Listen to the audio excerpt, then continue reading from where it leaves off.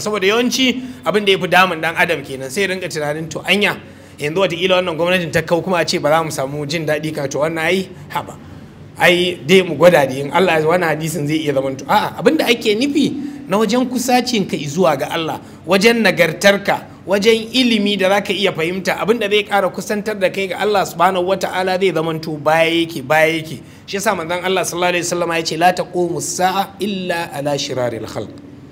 Alkiyama ba ya tashi ba sai akan wanda suka zamanto sun fi kowa sharri.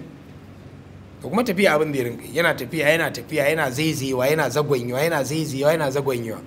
Da ce kafin lokacin fitowar Facebook ya zamanto TikTok ya fito, ina kira san iyaye da yawa sai an yaki kafin su yadda 'ya'yansu kalli wannan abin da yake ciki.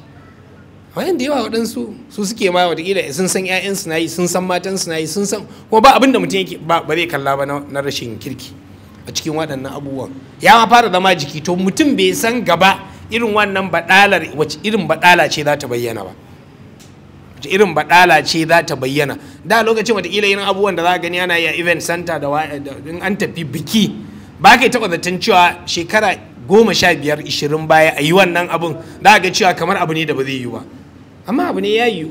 Wani ma bai damu ba, shi zai sa statue ɗin matarsa ma a lokacin da ƙila bride and groom da matar da mijin shi ma ya je an yi ɗan rawar da shi an taka a rawar ɗaurin auren yarsa.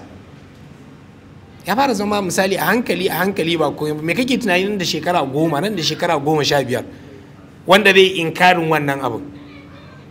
An fahimci wannan abin ba da sharrun minu, wani ba sai ya fi sharri, ba sharri wajen abinci, sharri wajen daɗin rayuwa kadai manzon Allah sallallahu alaihi wasallam yake nufi ba, a'a ana nufin sharri manufa na yanayin kusacin mutum zuwa ga Allah. Haske mai leƙa gidan kowa Afirka TV. TV3 tafarkin rayuwa.